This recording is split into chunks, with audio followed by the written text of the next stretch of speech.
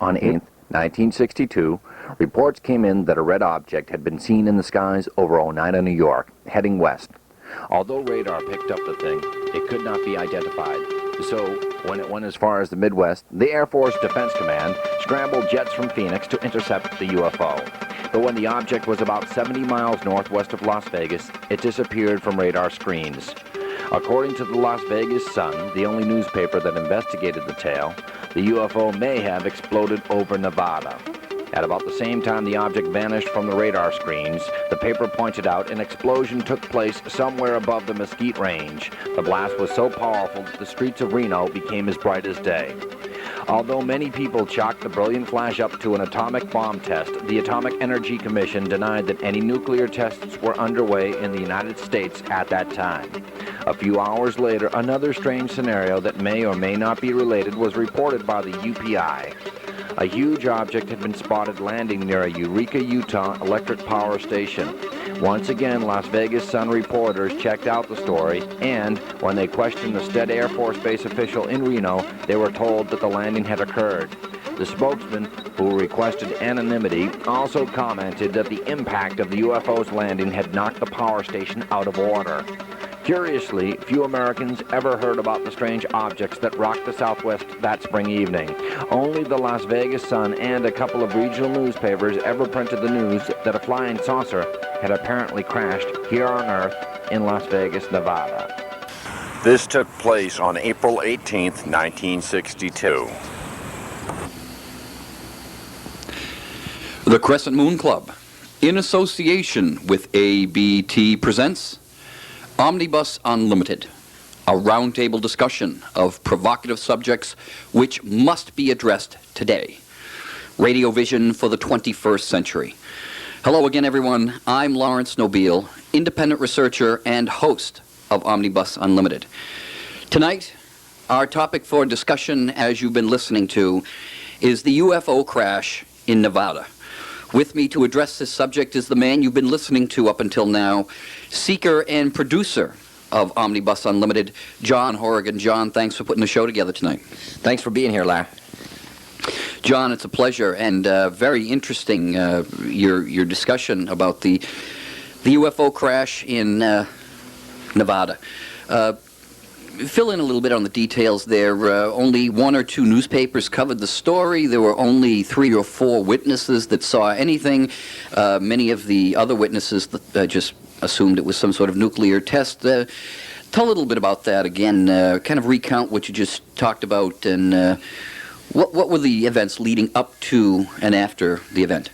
Okay, the account comes from Frank Edwards' Strange World. As you heard, Frank Edwards' credibility is questioned at times because he relates stories fourth and fifth hand, usually from memory. I'm not going to say that he wasn't credible, but they did question his sources and where he drew upon his information. As far as the newspapers, and it's amazing, the reason why I think Edwards went after this story is that nobody else heard about it except in Las Vegas. You had mentioned about the Las Vegas Sun. Was one of the newspapers, the Las Vegas, Nevada Sun. They were the ones that gave it the front page banner headlines that it deserved, and no one else heard about it. It happened on April 18th, 1962, in which it started to trek from east to west. It was first sighted over Oneida, New York, moving southwestward, crossing several states among the Montana. I'll pull that from here. And here we go, New Mexico, Wyoming, Arizona, Utah, California, and Kansas. Okay, starting from Oneida, New York, and working to Gridley, Kansas, then to Utah, Montana, New Mexico. So it was erratic in pattern. Of course, fighters were scrambled by the Air Force, which is a standard procedure. When the defense wires are tripped, we've spoken about this before, how NORAD, or Strategic Air Command, gets all upset when a bogey trips their defenses and their highly sensitive listening posts. So, of course, they scrambled fighters. This is in '62, so we did have some top flight jet aircraft at that time. And that's what is attributed to the loud rumbling sound. Not that the craft broke the sound barrier, but that there were fighters in pursuit. So by the time it gets, all of a sudden in Nephi, or Utah, there's a power plant And strange, about the same time the United Press, UPI, comes out with a story that says some huge object touched down next to a power plant in southern Utah, which interrupted power for several hours to communities that relied on that, as if it sucked up all the power, a power surge. And they said that it actually physically damaged the plant, leaving an imprint, an imprint or a crater.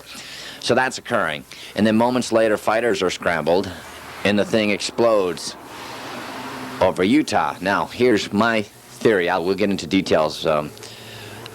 This is seen by thousands of people have cited this unidentified flying object. And people say it's a meteorite, but you cannot track a meteorite for a period of about 30 minutes on radar. It doesn't work that way. My theory of why did it explode, I might as well get to the crux of the matter.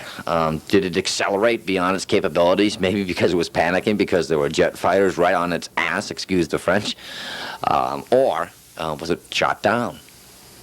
Was it fired upon? Could that account for the rumblings in it? It's covered by, of course, the air defense commands out there. You have a lot of sensitive installations out there that would get people panicky. Was this, okay, let's go back, and was this just a test craft by the U.S. Air Force or by the government that went bad? Now, here we were in April 18th, 1962, during John F. Kennedy's administration. We're trying to hustle into space as fast as possible. And is this just a test craft? Or something like a drone? We know that there are odd black X projects that go on out there.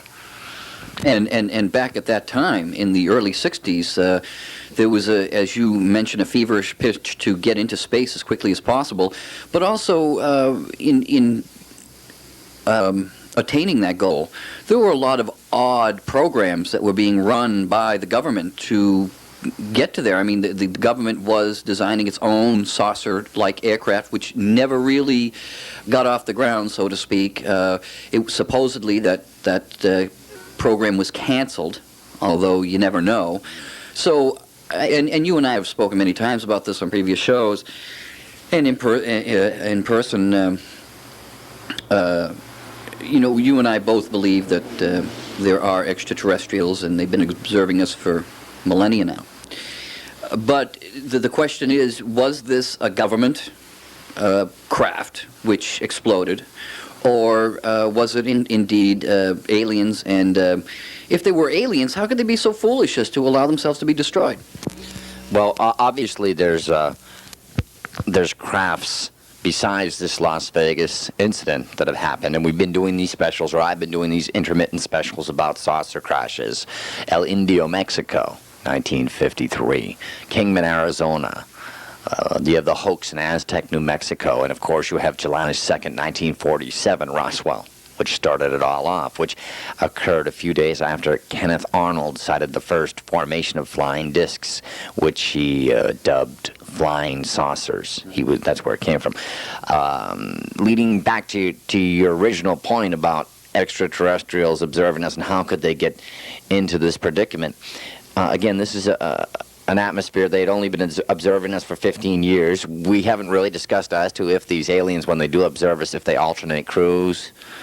These crews assigned to the Earth for an indefinite amount of time? Are they only allowed to travel here within a specific allotted time, and are they replaced the way we replace our troops? Well, I tend to think the latter. Now, how would the craft, I think that maybe they had to put it to the floor. Imagine that if you didn't know, okay, here you go, here's the scenario, let's piece this together, okay, if it is an alien craft. It's over a highly sensitive installation where we're developing these X projects, these black projects, where nobody knows how much money's appropriated to it. You don't question that, which is good, because without the perpetuation of defense, the defense industry, we could not progress technologically as a nation. We progress as a nation arithmetically, while the defense industry technologically progresses exponentially, which is good, and that's why we should not cut defense. Anyway, so you trip a wire, okay, and I am in the hang of one of my badass planes, okay, and I'm if I use that term. But I have one of the fastest planes in the world as we know it today in a hangar. I'm going to send him up after him and race him out. And the dude in the craft, the saucer, says, I got to pin it. He's kicking butt. He's hauling butt right behind me. And he just pushes his craft to the limit and explodes. Okay? This is a sighting that was seen across, and it was seen at a very high altitude, a very bright light at a very high altitude. We do not have aircraft, or we did not know of aircraft that could travel at that height. Here it is, we're trying to get freaking John Glenn into orbit, and you're telling me we're traveling at 20,000 or 20-some-odd thousand feet at a couple of thousand miles per hour, making erratic 90-degree turns. Come off it.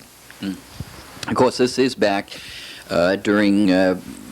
that movie called The Right Stuff was made about that particular time, period in time. And I think that, personally speaking, I think that it's, as you mentioned, it was close to one of these X bases. And with all the notoriety of all of the rockets, booster rockets and so forth, the Saturn project and so forth, that were failing. Miserably, I might add, in public. And the media is having a field day with this. Well, naturally, we're having a lot of accidents because we're just figuring this stuff out to begin with. We're children playing with Roman candles at this time in the early 60s. And it wouldn't surprise me at all that an X project, some ship that's able to go very fast or... some other technological feat involved simply explodes. We're trying something out and it explodes. I have a problem accepting the idea that, except in cases of unusual circumstances, I cannot accept on a regular basis that alien aircraft crash on a regular basis here. If you have the technology to go from a solar system light years away and travel here ostensibly faster than the speed of light, you would probably not have much of a problem dealing with any atmosphere, let alone ours. I mean, on Jupiter, the atmosphere on Jupiter is far worse than here on Earth. We are quite tranquil here on Earth as compared to other planets. But I tend to think that it was X projects myself that were blowing up from time to time. They just weren't working. Do you remember when a B-1 bomber went down in California, probably about 5 years ago? And of course, the military cordoned off something like 40 square miles. You couldn't get near that.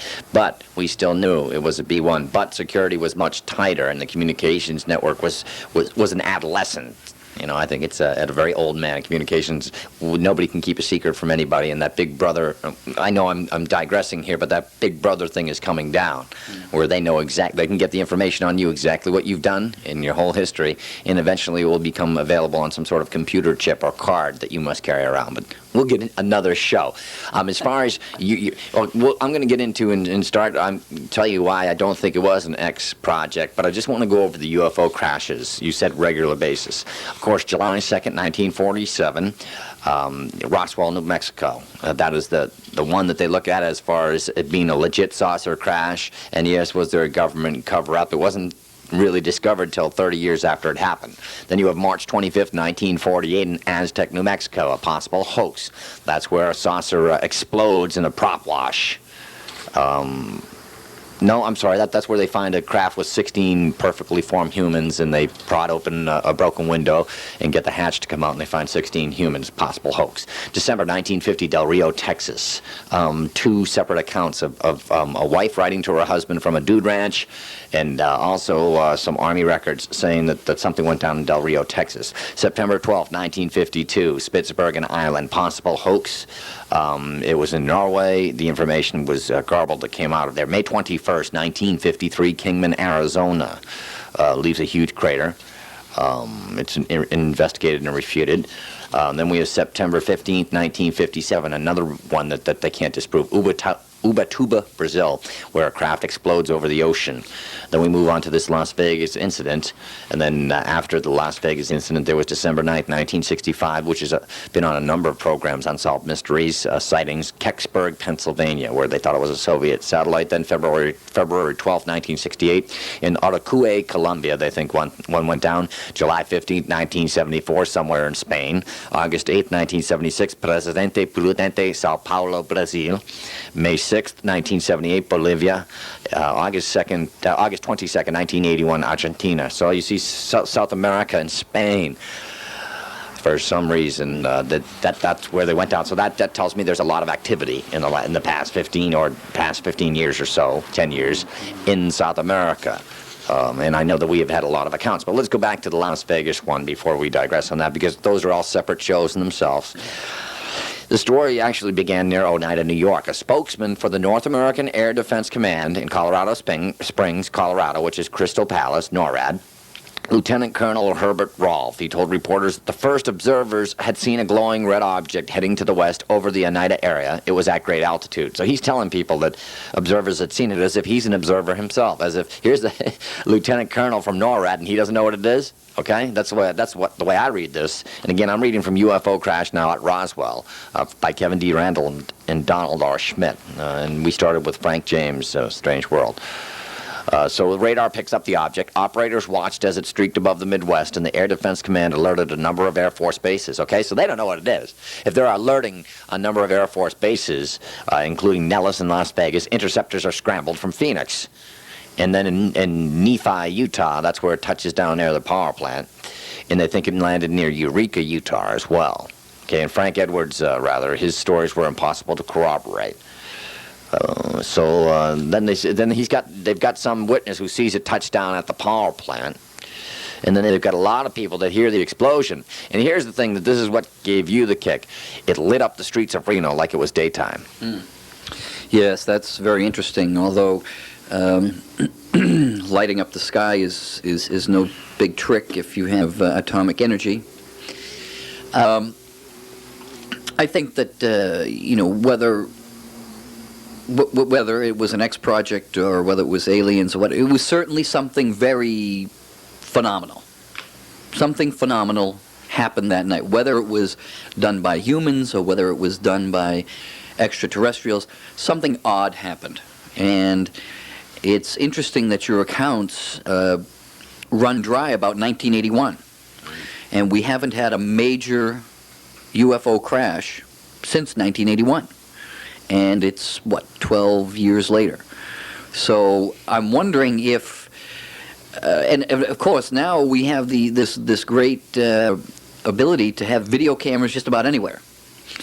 And I think that it's interesting that with all the instant cameras we have, I own an instant camera myself, they're terrific. A video camera, I have one myself, you do.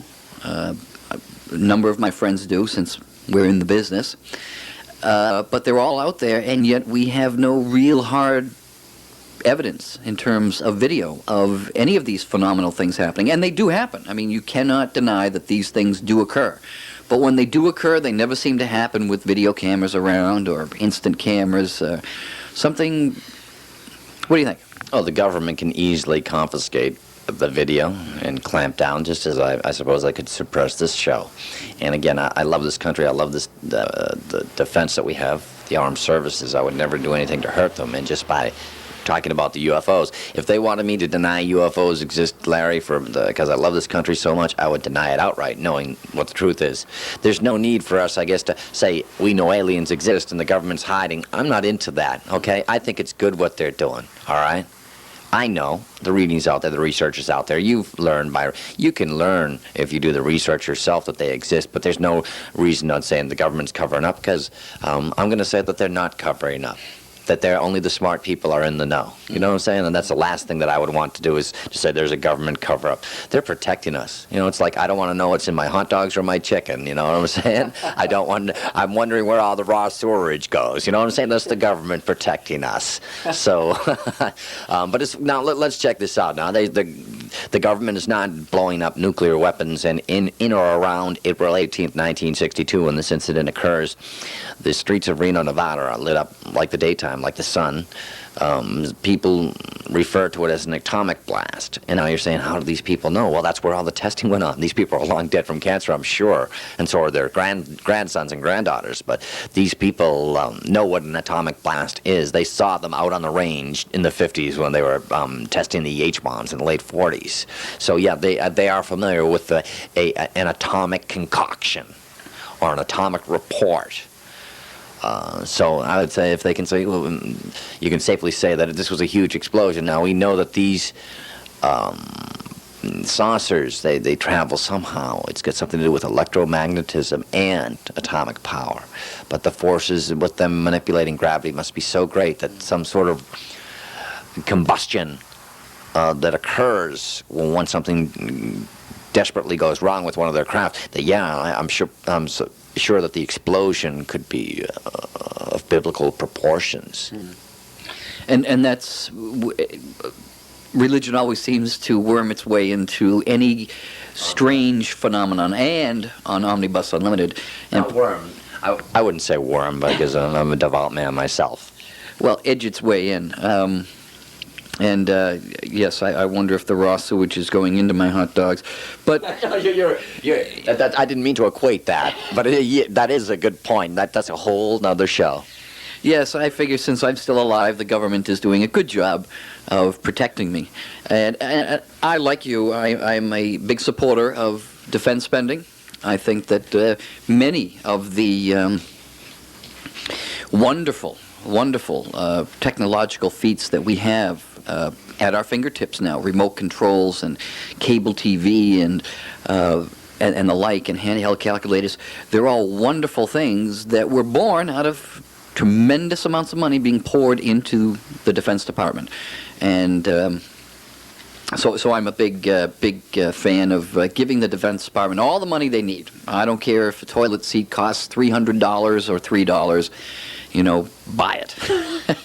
And then when it becomes obsolete, sell it to a second world nation, because you'll know how to destroy it for 3 times the markup value. Well, that's right, and that's where we're selling all our cigarettes now, anyway. But at any rate, we're talking about an area in New Mexico and Nevada, which is the site of many atomic tests. A lot of X bases are there. So I think that there is a combination involved here, John. I think that it's a combination of errors, mistakes by X bases. They're trying their best, but also of spacecraft coming here to see what the hell we're doing. What are the stupid Earthlings doing now? What are they screwing around with? And so they're down here to check us out. So I think it's a combination of the two. I've never seen a UFO myself down in downtown Boston, and I probably never will. But I think that it's interesting that most of these sightings happen in generally uninhabited areas where the government probably takes care of most of their dealings, because as you know as well as I do, that the government will do their things in the things they have to do in stealth, which means uninhabited areas. But I just wanted to recount back in the 70s, 1975, when I was in the Air Force. We were hearing a story that had happened just a day or two earlier, where this man in an experimental plane, and it turned out to be the SR-71A, a man in an experimental plane was flying over the United States, and when he got over, he just crossed the border into Louisiana, asked for landing instructions, and by the time he got his instructions, he was over New Mexico. So we're talking about, a plane that goes very fast, which was born, 10 years after this explosion? No. It was. How long has the SR-71 been around? Since the 60s. Wasn't that the U-2? The U-2 was around in the 60s. No, the U-2 was made in the 50s, but was used in the 60s. But the SR-71, the R&D took place in the early 60s. I think it was released in the early 60s. In fact, it was just retired just a few years ago. That and the YF-12A. So you had the Blackbird. Right. And these could, as you say, zip. along through the heavens. Now, the one thing I was just thinking, a couple of points. Do you think that was a cover story that the government throws out there? They sounded like they were cooperating. So, what I'm saying is, when it's a UFO crash, the government will try to imply that it's one of theirs, and when it's one of theirs, they'll try to imply that it's a UFO. Well, think about it, John. This would be the natural thing for any government to do who is trying to protect us, and themselves, I might add.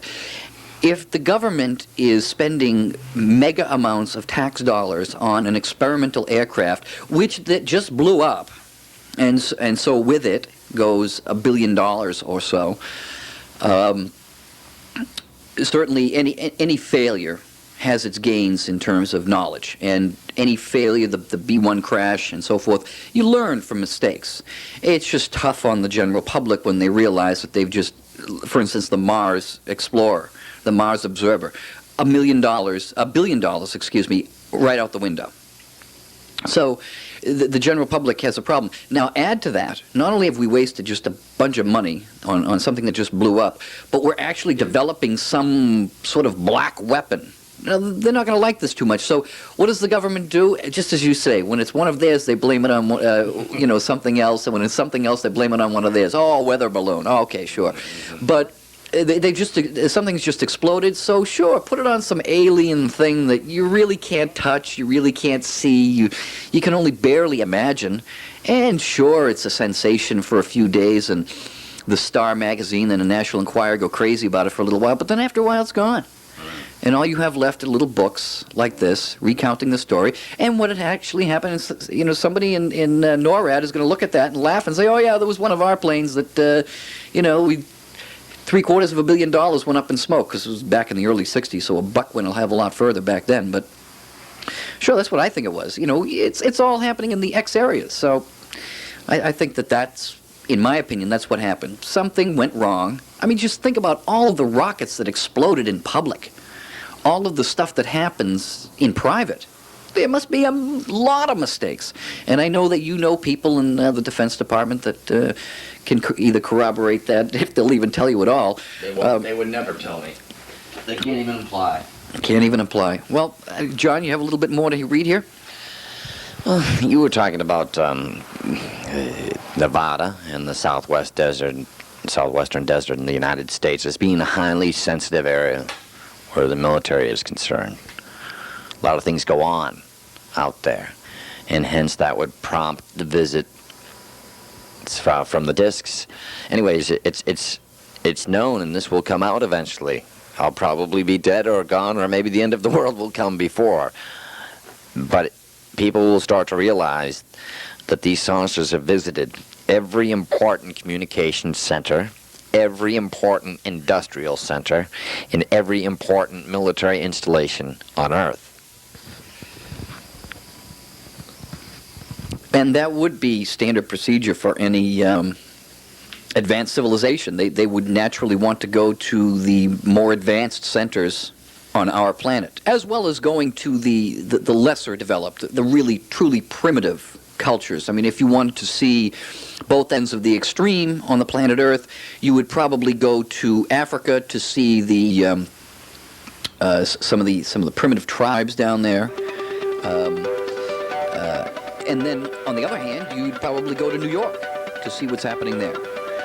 And we've got just a few minutes here, and that'll about wrap up our show on the Nevada UFO crash.